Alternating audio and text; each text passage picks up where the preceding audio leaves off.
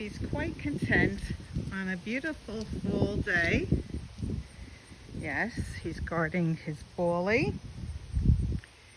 He's just hanging out, feeling the breeze hit his silky, soft ears.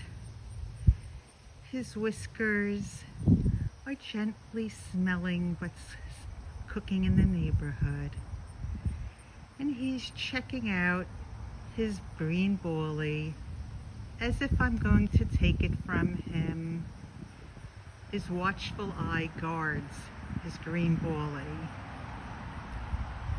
because that's his BFF. And if somebody takes his green bully when he's not willing to share his green bully, he goes nuts. Say hello to your friends, Champ.